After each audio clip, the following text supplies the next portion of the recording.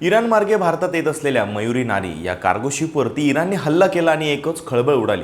पहिल्यांदा असं वाटलं की युद्धामुळे चुकून हल्ला झाला असावा, पण इराणच्या IRGCने हल्ला आम्हीच केला असल्याचं कन्फर्म केलंय आणि त्यात 2 भारतीयांचा मृत्यू झाल्याची सुद्धा बातमी समोर येते।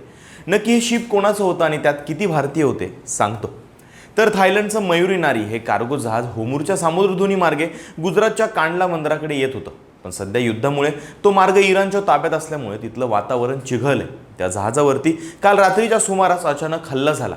या हल्ल्यात जहाजावरील 2 भारतीय नागरिकांचा दुर्दैवी मृत्यू झाला असून एक जण अजूनही बेपत्ता असल्याची बातमी काही सूत्रांच्या मार्फत समोर आली।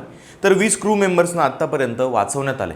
हल्ला कोणी केला याबाबत सुरुवातीला कोणती माहिती समोर आली नव्हती, पण नंतर इराणच्या इस्लामिक रिव्होल्युशनरी गार्ड कॉर्प्स म्हणजेच IRGCने असं स्पष्ट केलंय की आमचा इशारा दुर्लक्षित करून या जहाजाने आमच्या हद्दीमध्ये प्रवेश केला, म्हणून आम्ही त्या जहाजावरती हल्ला केला।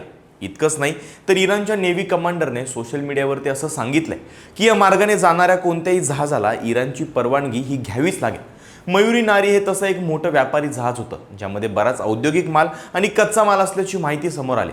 अशा व्यापारी जहाजांना युद्धामध्ये ओढणं हे जागतिक अर्थव्यवस्थेसाठी नक्कीच धोक्याची घंटा आहे। या घटनेवरती भारतीय परराष्ट्र मंत्रालयाने तीव्र शब्दांमध्ये निषेध व्यक्त केला। परराष्ट्र मंत्रालयाचे प्रवक्ते रणधीर जयस्वाल यांनी स्पष्ट केलंय की व्यापारी जहाजांना लक्ष्य करणं हे थांबवलं पाहिजे, यामुळे उगाच निर्दोष लोकांना लक्ष्य केलं जातंय।